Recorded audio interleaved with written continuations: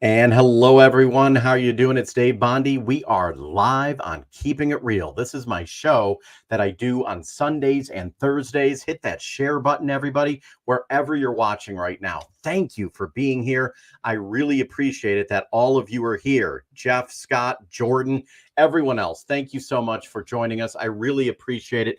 Tonight, we're going to be talking about a subject that is really important and a subject that parents are talking about a lot. It seems like it's simple, but parents, do you think you should have control of your child's education? The answer would probably be yes, I would think so. But there's some parents who maybe don't think that. But there is a movement among some in academia to take more control. I interviewed author Corey DeAngelis, and he is known as the school choice evangelist. I talked to Corey, and you're going to hear from him in just a little bit, so don't go anywhere. You're going to hear from him. Corey talked about how the public school system has changed over the years and how they are trying to, in his words, change kids. And he says it's not just about educating the kids with what they need to know. There's a lot of other stuff going on there. Thank you, Jordan. Thank you, Bob. So I want to know, everyone, by the way, share this video out with your friends and your family. Hit that share button. Let's help get this going viral, because some of the social media platforms, they push down my videos. So hit that share button, everybody. So Corey DeAngelis, he just wrote a book called The Parent Revolution. I'm going to talk to him in just a little bit. Also coming up in just a little bit, I'm going to be taking a look at the 2024 election. And it's coming up, obviously, in November. It'll be here before we know it. Let's go ahead right now and take a live look at the White House. This is a live look at the White House right there. You can see the flag flying, beautiful Washington, D.C. But information came out today that the U.S. government is getting very involved in the elections, trying to get more people to come out and vote, which is obviously a good thing. The more people that vote, the better. Is there a downside to that? We're going to be taking a look at what the Heritage Foundation research came out today. We're going to be digging into that as well. So we're also going to be talking about the pandemic.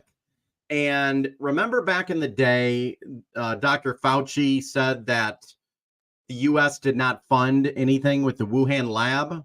Well, now it turns out that may not be necessarily the case. He may have been lying. We're going to dig into that also as well. And tomorrow marks 2 years since I lost my mother. She passed away. A lot of you know my mom. You knew her in the videos that I did. So we're going to play a clip from my mom. And it's going to be, really cool, really fun to look back on the memories. But for now, let's get to our interview with Corey DeAngelis. And he talks about the public school system and the frustration that parents have and what he says could be done to fix it. Let's take a listen right here. And hello, everyone. Joining us now is Dr. Corey DeAngelis, Senior Fellow at the American Federation for Children and a visiting fellow at Stanford University, but also called the School Choice Evangelist. I've been following you for quite some time. I met you about a year ago. It's an honor to see you here, sir. Hey, thanks for having me, Dave.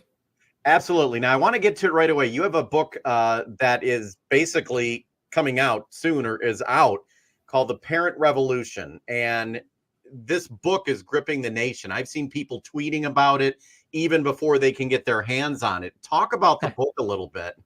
Yeah, a lot of people saying, oh, we can't read this. It's just a bunch of garbage. Well, you haven't read it yet. And we also had a teachers union board member in Milwaukee, Wisconsin, call to burn the book. They said, oh, it's a great day for a book burning party. The same radical leftist yahoos that are complaining about conservatives banning books by taking sexually explicit content out of public school libraries. They're the same people calling to burn my book that they've never read, a book that's for adults. I mean, it just goes to show you they're big time hypocrites. A lot of them send their own kids to private school, but the hypocrisy also has moved on to the book banning / burning debate. If the teachers union radicals are upset about the book already and they want to burn it, that probably tells you it's a good idea, that you should probably read it. It's called The Parent Revolution: Rescuing Your Kids from the Radicals Ruining Our Schools. And look, the backlash on social media right now just goes to show you that the radicals that are mentioned in the subtitle are really upset that you're going to be able to have a say in your children's education. They want to be the ones to direct your children's upbringing. They want to control the minds of other people's children. And that's why we've seen a parent revolution sparking over the past few years. The teachers unions overplayed their hand when they fought to keep the schools closed. They won out in the short term in that they got a lot of money. They were able to leverage the school closures for more funding. They were able to extort more money from the taxpayers because they said, hey, we're not open because we need more money. Of course, that's the reason why we're not open. But that plan backfired really quickly. Through the remote learning, which we really should have just called remotely learning because not a lot of learning was going on. Families got to see a lot of the BS that was happening in the classroom. The school's curriculum was not aligned with the family's values. You had Marxist curriculum. You have gender ideology at a very young age, sexualized topics in the schools, and parents are pissed off about it. They started to push back at the school board meetings. The school boards weren't happy about it. They even tried to cut off the mics of a lot of parents. They've also sent a letter to the Department of Justice implying that some parents should be labeled as domestic terrorists for pushing back at school board meetings. It just really goes to show you that when you threaten the powers that be, they'll try to bully and silence you into submission. Thankfully, their plan backfired there as well. It only emboldened families to push back even harder, to stick up and fight for the right to educate their own children as they see fit. And since then, since that letter actually went out, there have been 26 states that have pulled their funding or their membership from the National School Boards Association. Wow. We might as well call them the Regional School Boards Association at this point because, look, you play stupid games, you win stupid prizes. They're winning the stupid prizes right now with a max exodus from the public school system as well. Absolutely. And if you would like to purchase the book, I have a link, whatever platform you're watching on, just link in the comments or in the post, and you can click right there and you can purchase. One question, where I'm 49 years old. I don't remember this back in school. And I went to a Catholic school from K to 8, but then I went to a public school. Where did this start to go wrong? Where did it start to go off the rails? A lot of people ask me, where did it, can you pin it down to an area where it got so, as your book, radical?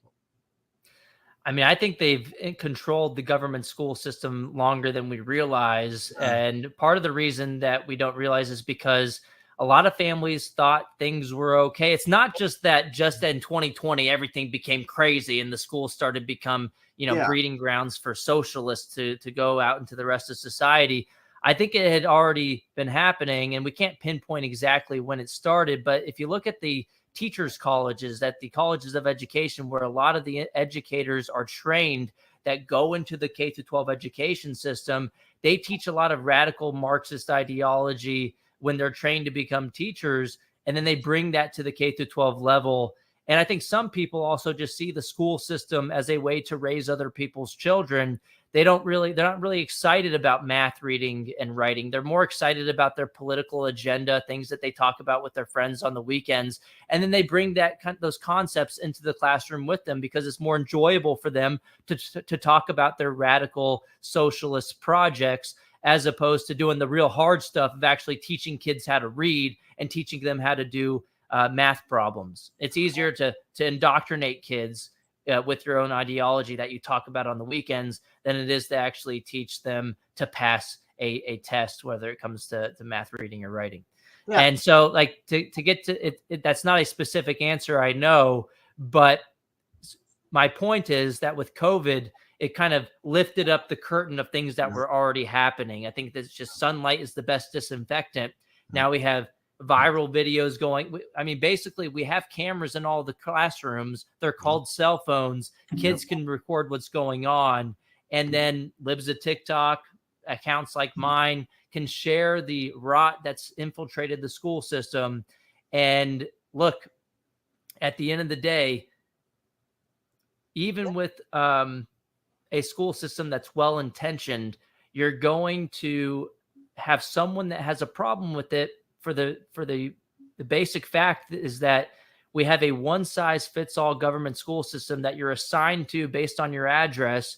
And the reality is parents disagree about how they want to raise their kids. And no matter what type of curriculum, no matter how you teach it, families are going to end up upset about it. If there's any type of hint of political ideology, especially that infiltrates its way into the classroom, parents are going to push back. And the only solution to the one size fits all problem is from the bottom up, allowing families to vote with their feet to schools that are aligned with their values.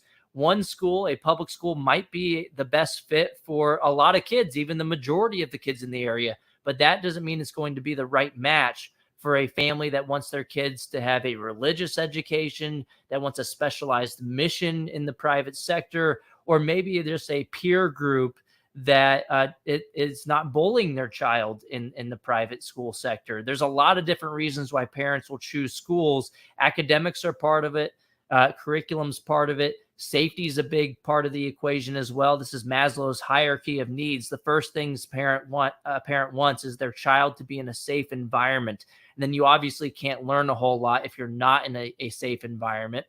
And so that's why school choice is so important as well, to allow families to sort into institutions that are aligned with their values. But also, there's a competitive response too. If the public schools know you can vote with your feet, they're probably not going to cut off your mic anymore. They're probably not going to label you as a domestic terrorist. They'll see you as a customer, listen to you, and focus on the basics, because they don't want to alienate any of their customers on the right or the left. And so it's in their best interest in a competitive market to focus on math, reading, and writing. And there's certain states doing that right. I believe Florida, but here in Michigan, I'm in Michigan, and I don't think they get it. Grand Rapids School District, and the headlines, they're closing schools left and right. The population of the district is declining. More and more parents are either homeschooling or charter schooling. Just the other day, the Michigan Board of Education urging lawmakers to limit the amount of charter schools. When are the lawmakers, for example, in Michigan, or the people in charge of the schools going to realize, because parents are pulling their kids left and right in this state, at some point they have to realize, hey, it's not working what we're doing. They start to realize once it hits them at the ballot box. And so this wasn't the case in Michigan. It went blue, obviously, but that was the kind of the exception as opposed to the rule, where in 2022, yes, there was talk about a red wave, and then, nationwide, that didn't really happen. A blue wave didn't happen nationwide either. But nationwide, there was a school choice wave. 76% of the candidates supported by my organization, the American Federation for Children, and our state affiliates, won their races in 2022. And we didn't just play in the easy ones. We targeted 69 incumbents in state legislatures. That's the hardest thing to do in politics. And we took out 40 of them. That is basically impossible given the track record of incumbents winning their reelection about 95% of the time. That trend has been inverted in recent years, especially in states like Texas, where I live. I'm in Arizona right now, the land of education freedom. They passed universal school choice in 2022. Amen. But in Texas, we targeted 13 of the incumbents on the Republican side who voted against school choice in the primaries, and we took out or sent into runoffs 10 of them, translating to a 77% win rate for school choice supporters against anti-school choice incumbents who voted against their own party platform issue of school choice. So the Republican Party in a lot of states is becoming, picking up the mantle as the parents' party. And if they're not, in places like the Texas House, the Republican Party primary voters are holding them to that moniker, whether they like it or not. We saw this in Iowa too. After their school choice bills passed the Senate very easily in 2022, was a bill championed by Governor Reynolds, a true education freedom fighter in Iowa. It didn't pass the Republican-controlled House in 2022. Well, then in the primaries, the primary voters were not happy about it. So they got a new House, much more conservative, that supported school choice, and they got full-throated school choice across the finish line in 2023. The running joke in Iowa is that the Democrats should have voted for the pared down, very limited version of school choice in 2022 that ultimately didn't pass, because what happened when the new House came in was they got a full-blown, everybody's eligible, universal school choice initiative that passed in 2023. Wow. This is happening in Texas right now, where the House blocked it. The elections went the way of the school choice supporters. And now in 2025, we're betting that there's going to be an even more expansive bill on the table than was even considered in 2023. So the political winds in general are shifting towards education freedom. We saw this no better of an example than in Virginia with Glenn Youngkin, the Republican who beat Terry McAuliffe, the former governor of Virginia, on the issue of education freedom, where in the last debate, Terry McAuliffe, the Democrat in a state that went 10 points to Biden the year before, said, I don't think parents should be telling schools what they should teach. The families weren't happy about that. He even had Randy Weingarten, the school closer, stumping for him the night before the election. The school closer was his campaign closer, and a Virginia mom even went on left-wing CNN and said that was the nail in the coffin moment for her when he had Randy Weingarten stumping for him, the union boss, for the election. Basically, her endorsement had become the political kiss of death in some instances for candidates who were supportive of her closure of the school systems. So in Michigan, look, the Republicans, when they had the majority, did have the votes. They passed through both chambers a very expansive private school choice initiative that was funded through a tax credit. But then Governor Whitmer, who also was supportive of closing schools in Michigan, vetoed the bill. We came very close to sending that bill back to the legislature after getting enough signatures, but didn't come far enough to being able to do so. So Michigan was one of the states where we came very close, but it didn't go across the finish line. And if it did, once you can pass school choice, the Democrats know this, is that they will have to be more likely to support parents in the future and not just the teachers unions, because a new political constituency builds. And this happened in Florida. I mean, you mentioned how Florida already has education freedom, but in 2018, you wouldn't know this because in 2022, DeSantis won by about 20 points. But in 2018, there was a Wall Street Journal article with the headline, "School Choice Moms Tipped the Governor's Race for DeSantis." He barely won by a fraction of a percentage point in 2018. He was running against Andrew Gillum, a Democrat who did not support their private school choice initiative.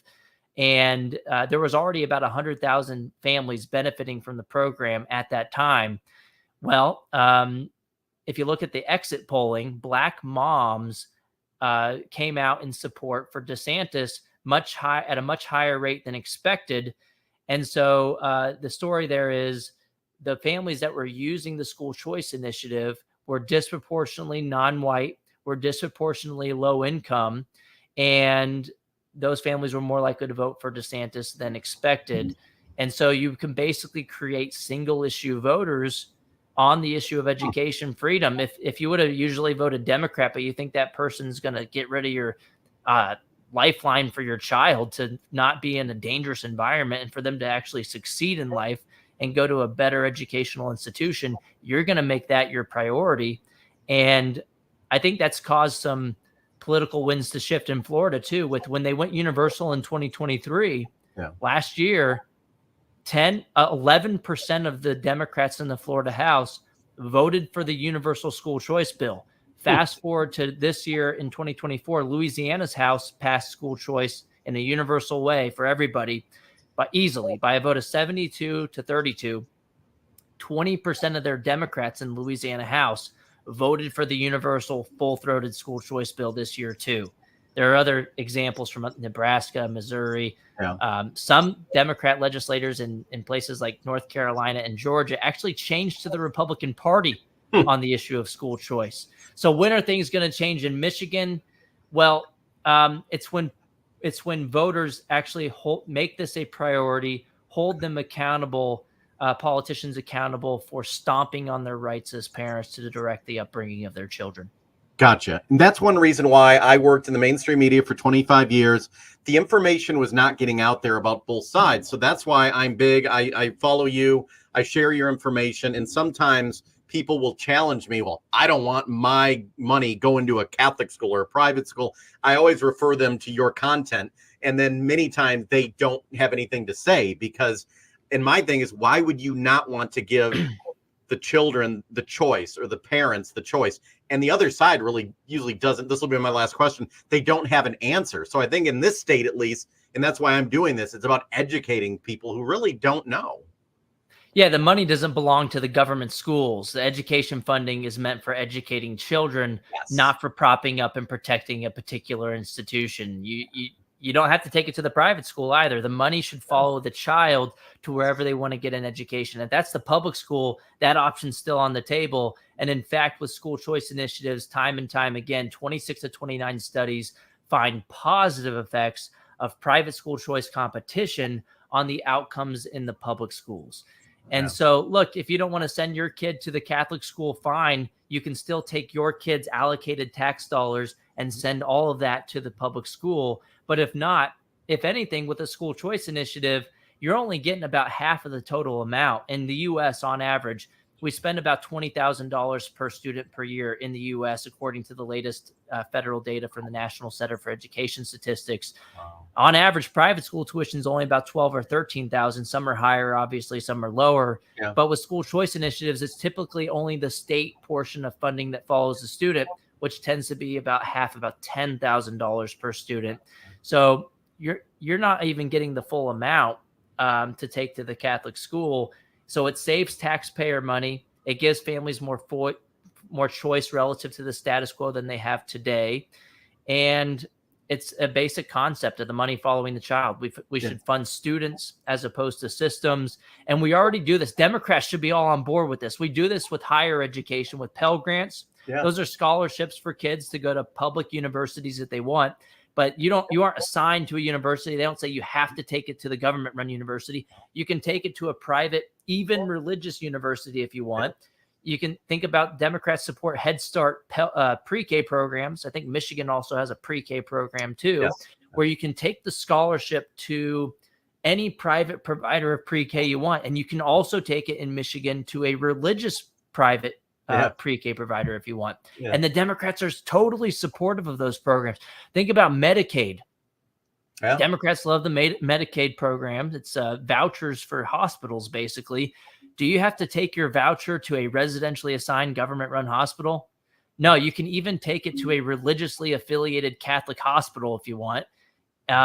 With all of these initiatives, Democrats somehow understand that the beneficiaries are the families, and they should have a choice in the matter. Food stamps. You don't have to spend it on government cheese at a residentially assigned government grocery store. That would be horrible. Everybody would be against that, Republican, Democrat. If we're going to spend the money, it should go to people. And just like we have today with food stamps, you should be able to take it to Walmart if you want, or Safeway, or Trader Joe's, or another provider of the service. That's how it works today. If we were assigned to government grocery stores, we'd probably get rotten, expired food.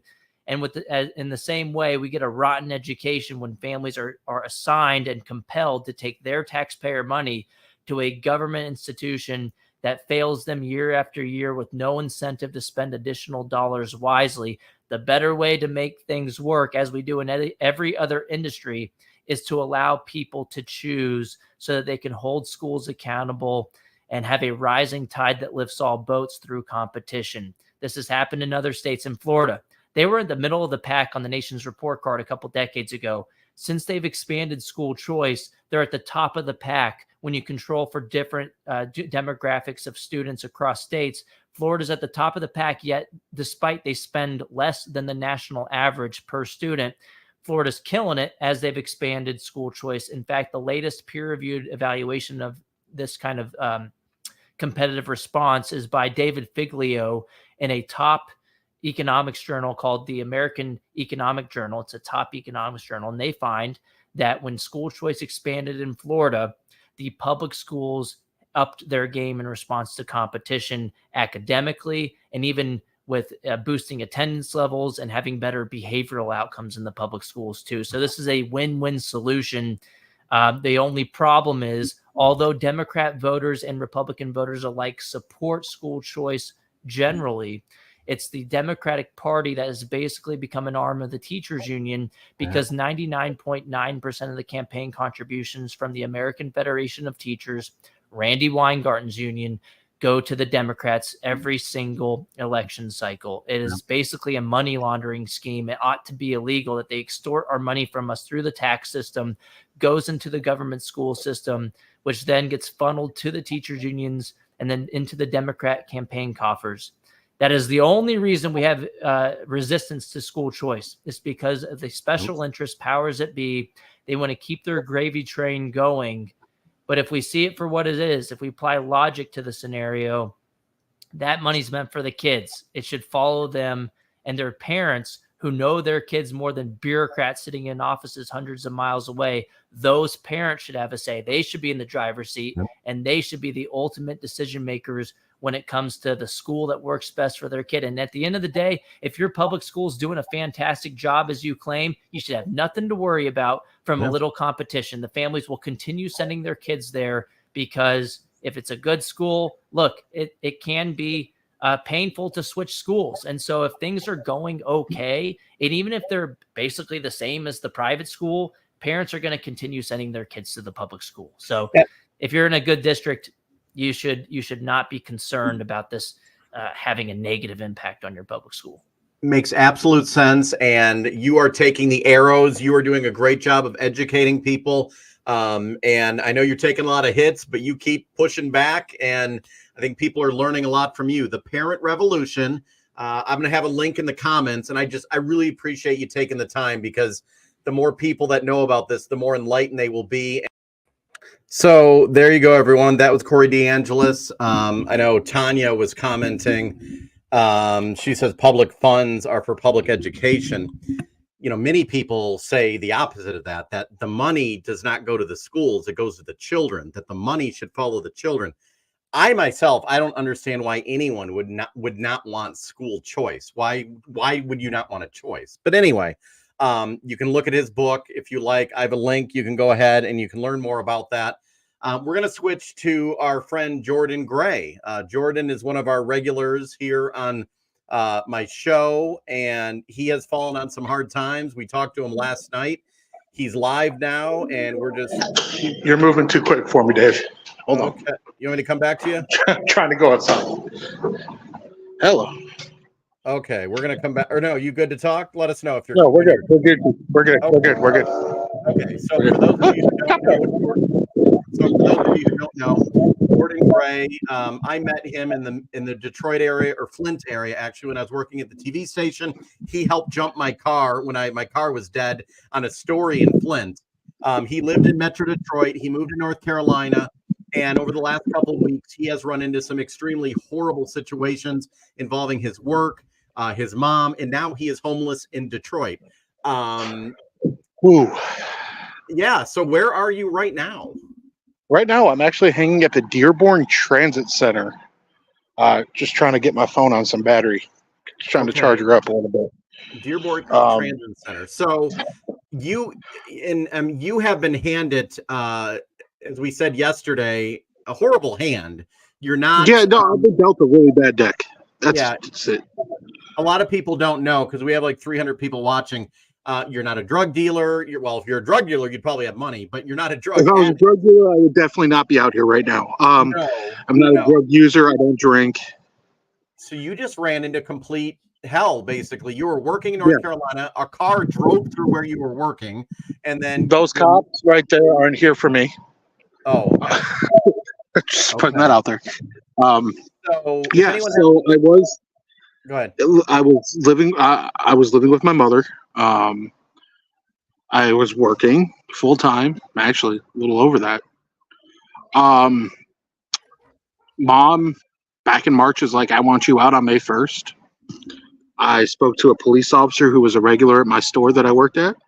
I was like, hey, this is what she said. What should I do for my benefit? Like, how do I get a paper trail on that? You know? And she told me, make sure she fills out eviction paperwork. That buys you 30 days. It starts a paper trail. Do it that way. I'm like, all right, cool. So I kind of let the I want you out on May 1st thing slide, right? Yeah. Come April 29th, May 1st was a Wednesday, so it was that Monday. 29th. I'm leaving for work. My mom's outside, and she says, hey, When's your next day off? I said, Wednesday. She says, oh, me too. I'll drive you wherever you'd like to go. I'm like, don't really have any money. Don't really have anywhere to go. Just going to kind of veg at home. Don't want to do anything. It's my day off. Mm-hmm. And she says, well, it's your out day. I just flat out looked at her. I said, no, it's not. I didn't get an eviction notice. I have no paperwork. And then I get a text message. Oh, you want to do this the hard way. I'm sorry. You want to do this the hard way. I'll talk to a lawyer tomorrow and start the paperwork. I'm like, all right, cool. Thinking, Dave disappeared for me. Did he disappear for anybody else? I'm still here. Oh, okay. I just want to make sure we're all on the same page here. I was, and I'm thinking, cool, she's going to file eviction paperwork. It's in my best interest, according to the police officer, no big deal. Wednesday, I actually happened to be at work, not working, but I was there to grab a soda and just hang out for a second, say hey. And, excuse me, the Greenfield Village train. That's what I thought, yeah. Yeah. I didn't know the train station backed into Greenfield Village. So I'm hanging at work, and I notice a sheriff's deputy kind of sitting off to the side and in their car. And that's kind of unusual because the sheriff's office doesn't really come by my work that much. We usually get the local police. And all of a sudden, my phone rings, and it's a private number. And I'm like, huh, weird. Answer the phone. It's the sheriff's deputy. And I was like, hey, you got some paperwork for me, don't you? And she says, yeah. I said, okay, cool. You want me to walk over to you, or do you want to come over here? What's up? So I go over to her. It's not an eviction notice. My mom decides to file a domestic violence PPO, which is a personal protection order. And it's what they call ex parte, which means I don't have to be in court when she does that. Okay. In front of the movie. So she has done this before. She did this when we lived in California back in 2008. Her thing is, and I've kind of found a pattern with it. When she wants to move, or if she's got like a new boo in her life that she wants to bring over to the house, permanently, and she wants me out, the quickest way to get me out is to file this PPO and say, hey, my son has mental problems. Because I'm bipolar, ADHD, and autistic. I don't have mood swings, which is weird. I think that was a fluke from back in the day. But anyway, I digress. She'll say something along the lines of, I feel that due to his mental health history, he is going to either harm me, the dog, or my property. Never hit my mom. It was the other way around growing up. Never harmed the dog. Always loved on him and pet him and kissed him and said goodbye. I'm going to work. Hello, I'm home. Never destroyed any property either. So there was really no merit to it. But when the magistrate sees that, obviously not knowing there is no history of violence between us, and knowing that my mom knows exactly what to say, that grants no contact, which means I have to get out of the house immediately. Yeah. And that's how it went. So you got out. That was last week, right? That was last week. It was on the 9th. 9th was, it was prior to that. It was the 1st I was out. Okay. And then so you were out, and then you headed to Michigan. What? You headed to Michigan then? No, I waited until we had court, because if I didn't wait till we had court, that PPO would be on my record for a year. Okay. And I was not going to let that happen, because I had evidence that she texted me during that whole thing. And she also, I didn't have evidence of it, but she had people from her work come in and make sure I'm okay and check on me. And I'm sorry, if you feel like someone's going to be violent to you, why would you check on them and make sure they're okay? So it doesn't make sense. So I went to court, had that dismissed because I had the evidence in my favor, and mom didn't have any. The judge tells my mom, since there's not a lease, I'm not on the lease for the house, she can have me trespassed. Well, mom decides to go that route. So I had a paycheck coming up that Friday. Ironically, that Friday, a car drove through work while I was working. Like drove through it literally. Like right through the front door, hitting 4 people. That terrified me. Like I still shudder. Like if I hear like a tire screech or if I hear a door slam, I'm snapping my neck to make sure something's not going to hit me. Yeah. So I decided I actually got terminated from that job for the stupidest reason. I did not card a regular customer. Okay. So yeah, so that's why I got terminated. Okay. Without a job, without income, without a place to stay, I'm kind of SOL at that point. I'm like, you know what? I got a paycheck coming. I'm going to come back to Michigan. A friend of mine says, hey, I got a camper in my backyard, move in with me. I'm like, cool, I'm down. Like, I'll move in the backyard. That's fine until I get on my feet. No problem. Friend failed to mention they live with their parents. Who, by the way, had no idea I was coming. Who, by the way, did not want me there, not for any issues that we have, because we don't. It was just a full house between like mom, dad, three other offspring, and then adding me into the equation would kind of suck. So it was understandable why they said no. So now I'm bouncing back and forth trying to figure out, where to stay. I can't afford hotels or anything. It's like a whole thing. My wife has a question for you in the distance. Yes. Hi, wife. Oh, hi, wife. I can't read your stuff, so you have to speak up. She's standing next to me. What is your question? Hold on. The person that you said you could live with them. Do you know them in real life? Or is that an internet friend? Yeah. Okay. So Yeah. Okay. So you've been applying for jobs. Hopefully that will come through. But for the time being, we've been following your adventures, and they're not really adventures, I guess. They're adventures, right? You're doing something that's taking you out of your comfort zone, I guess is the way to put it. Yeah. So anyway, traveling the unknown.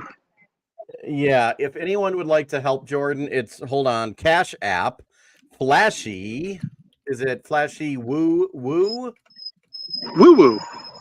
Okay, there's a dollar sign, but that's what Cash App is. $sign FLASHYWOOWOO.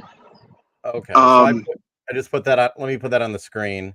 That's his Cash App. If anyone would like to help him, Jordan, I don't know where that is. This thing. Yeah, right down there.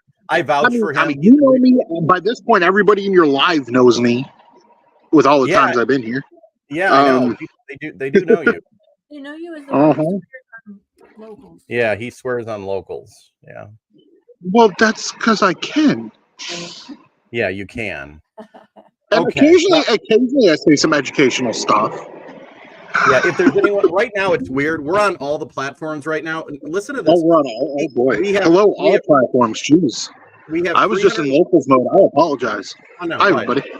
We have 345 people watching on Twitter, and the rest are on Facebook. So if anyone's watching on Twitter or X right now, and you would like to help Jordan, Cash App, Flashy Woo Woo, or message me, and I can get a hold of him for you.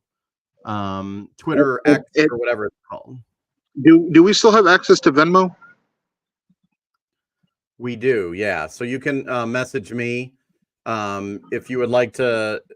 Okay, so I know we did that the other night. Yeah, send me a private message on Twitter if anyone would like to help Jordan, or if you have any ideas. And I don't know who all donated the other night. I do want to say thank you. That actually got me a hotel room for 2 nights, which I checked out today. Okay. And that shower felt amazing. The room, not so much, but the shower was good. Hey, there you go. Okay, well, I'm going to let you go. You charge your phone. I'm going to go. I'll be back in locals. If anyone needs any, to get in touch with Jordan and you're watching on Twitter or in locals, message me. I can do that. And yeah, you go stay safe. That's what matters. Oh, and really, if I can for just one quick sec before, because I'm sure this will come up. Yes, I've spoken to organizations. No, they're not really any help. Just want to throw that out there. Yeah, and that's sad indeed. It's not It's very sad. This is, as from somebody who's kind of, I don't want to say always snub my nose at people who have been in this position, but you kind of get tired of hearing people begging and panhandling and stuff. But from dealing with it firsthand and actually doing the legwork and trying to go to these organizations, I can see why people are doing this and why people lose their mind. Because it is stressful. Yeah, you're homeless right now. You've been going to organizations, calling organizations, and they can't take anybody. They can't. They're either full or sorry, there's some lady screaming on her phone outside. Yeah. They're either full or they do not cater to single men. It is families or women and children. Yeah. Or veterans, which I think veterans need all the help they can get. But for somebody in my shoes who's just like, I guess you could say, down on his luck, there's nothing. Gotcha. So we're here. Okay. I'm going to head out of here. I will be in your local chat. Okay. Go charge your phone. Stay safe. We'll be in touch. Much love. Okay. That was Jordan, everybody. Jordan Gray. He's literally homeless right now. He is literally homeless and just a really sad situation because he had a job. He had a home 2 weeks ago in North Carolina, and now he's in Michigan. So just goes to show you as well, the economy is not doing great for everyone, and there's lots of issues happening. Yeah, there's lots of issues as well. Thank you everyone for watching on Facebook, Twitter, LinkedIn. Also, I just want to run by real quick for everyone the 2024 election. A big story broke today about what the government is doing. President Joe Biden issued an executive order which mandates federal agencies to increase voter registration and participation, particularly among historically Democratic groups. Now, most of you would probably agree that there's nothing wrong with getting more people to vote, but are they doing it to get more people on their side? And are they using government dollars to target people who will vote for them? That's something that is being looked into. The Heritage Foundation did something called the Oversight Project. They claim that Biden's executive order is election interference and could significantly impact future elections. The order was inspired by recommendations from a leftist think tank, Demos, which estimated it could generate 3 million new voter registrations annually. Now, this order directs federal agencies to use their resources to facilitate voter registrations and mass mail-in ballot applications and to provide space for NGOs and state officials to support these efforts. Obviously, there's two sides to every story. This is the allegations from the Heritage Foundation. The Biden administration is saying they're doing this so that more people will have the right to vote. But I want to know what all of you think about this. What do you think is really going on? Also today, it finally came out that remember during the pandemic and the Wuhan lab, it's pretty much decided now by many people that the COVID lab leak is not just a conspiracy anymore, that it happened. Well, now we're learning that despite what Anthony Fauci said in testimony today, it was said that the U.S. government funded gain-of-function research at the Wuhan lab. What is gain-of-function research? Well, gain-of-function research is basically when you manipulate a virus into make it more viral. I want you to listen really quick. This is only 30 seconds, but this is what happened today in a hearing.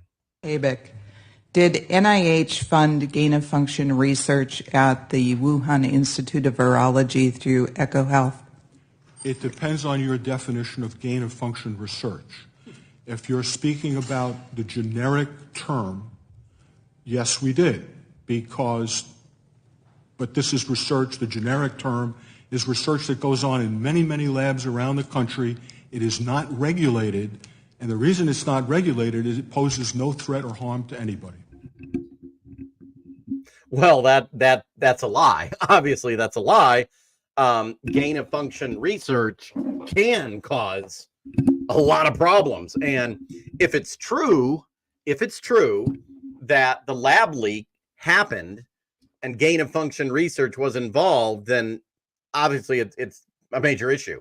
So we're now, years later, we're starting to learn a lot more about the truth behind COVID and what happened during the lab leak, or if it was a lab leak. And lots of people right now don't even want to admit that was the case. But that was today. That was today in front of a congressional hearing right there. So very, very interesting indeed. For those of you who know me and you know that I shared my my mother a lot. My mom died 2 years ago, and she had a battle with Alzheimer's, and she was in a nursing home during COVID. I'm here in Michigan. Governor Whitmer, she shut down basically Michigan, and the nursing homes were locked up, and I had to talk to my mom through a window. There was a time, though, when I was able to get in there right before she died. And I want to play a video for you. Tomorrow will be the 2 years that I lost my mom to Alzheimer's, basically. So I want to play. I think this is about 2 minutes just to remember my mom. She was a special lady. Shelby, I'll get with you in just a minute, Shelby. So they always say that we need to learn so much from the elderly. My mother, she's back there, 88 years old. She's been through a lot. We're going to ask her a couple questions about life in general and myself. So, what is your fondest memory of me growing up? Oh, you going around the neighborhood pretending you're a reporter and your favorite neighbor, and you carry something what is looks like a, what do you call it? Microphone. Microphone. And you go up to this lady, and you were so small, and you'd say, "Oh, I've come to ask you some questions." So I was a news reporter very young. Yeah, I knew. You're the only person I ever knew that knew what he wanted to be when he was so young. Okay. So what is your advice to living an old age? Well, I'm not sure I'd like to live as long as I have been. How about a happy life, a good life? You've lived a nice, long life. Yeah, I have real good memories, and I did what I wanted to do. Okay. And so I disappointed a young man that wanted to marry me. Really? Yeah, and I did marry the one I thought I made a good choice. Oh, yeah, I wouldn't be here if that wasn't the case. Yeah, if you married someone else, I wouldn't be here. Well, you don't. How do you know that? Well, I don't know. Yeah, so I knew him for a long time. And the one that asked me to marry him, another one, I said, I think I would, but I want to see the world first. Oh, so enjoy you're young, you tell people to enjoy their life. Yes, for sure. Okay. I made a real good choice. Okay, the world is crazy with everything going on and the COVID and everything. What's your take on the world nowadays? It's very disappointing. Okay. I thought we'd be all through with all we've gone through. You know, all the wars we've had. Yeah, you've seen a lot. Oh, yeah. Yeah. You were here when the Civil War happened, right? Oh. I'm joking. Civil War? I don't even remember. No, you weren't here for that. Yeah. Okay. So just what? Continue to pray? Oh, yeah. It always helps that. Okay. Thank you, Mommy. Okay. Goodbye. You're welcome.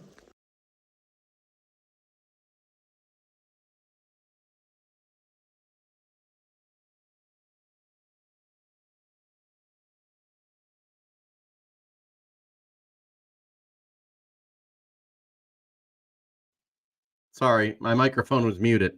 That was my mom, and I know we've all lost someone in our lives. I've lost a lot of people in my life, um, physically and figuratively, actually.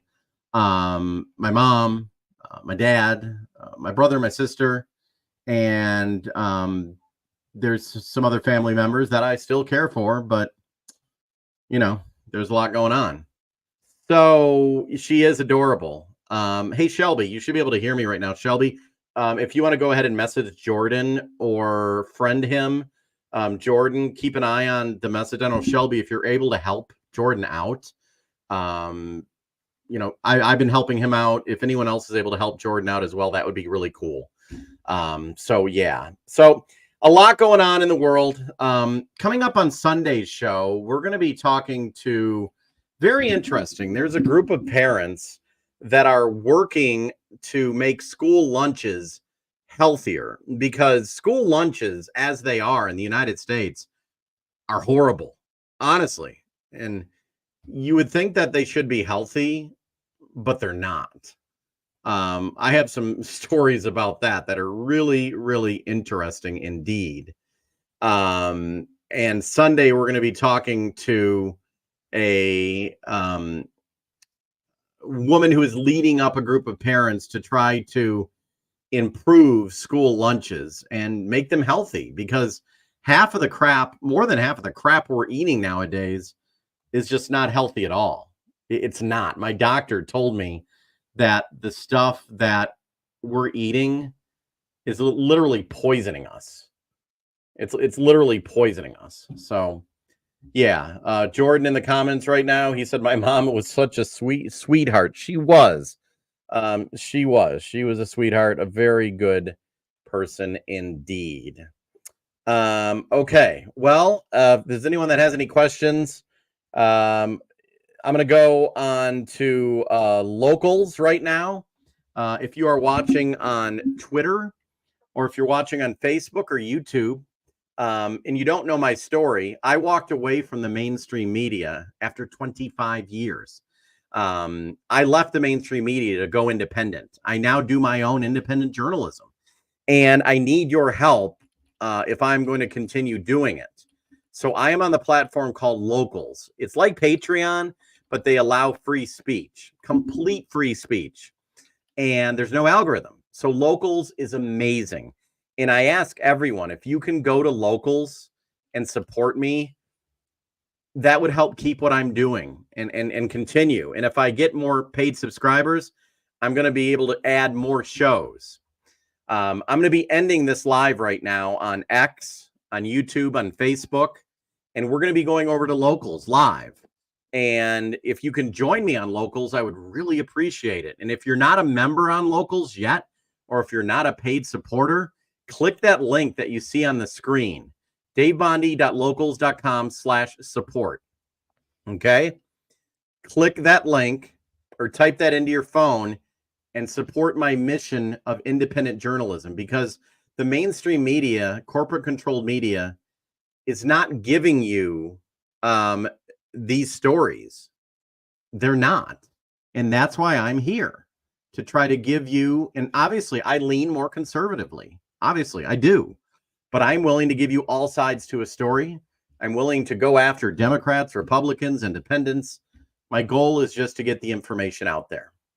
So that is me. Jordan, if you would like to help Jordan, you can message me. Send me a private message on Twitter or on Facebook or wherever you're watching. But we're going to go live now on Locals only. So I'm going to end this live. I'm going to end this live on Facebook and on YouTube. Join me on Locals. If you're watching on X right now, please support me. Tony Walters wants to talk about the mileage tax. Tony, I'm going to get into that on my next show on Sunday. And also, if you become a paid subscriber you will get exclusive access to content that you will not see on Facebook, on Twitter, on YouTube. It will only be on my locals. I do a lot of investigations and stories that I do not put out on Facebook and TikTok and YouTube. So you can get those by supporting me on my locals community. It's $5 a month. You can quit at any time, but I really appreciate it if you would help out. Okay, everyone, we're going to switch off right now. We're going to go live. We're going to get off of Facebook, and we're going to get off of Twitter. No, yeah, we're going to get off of Twitter. Apologize for that, everyone. Sorry, we're getting off of YouTube.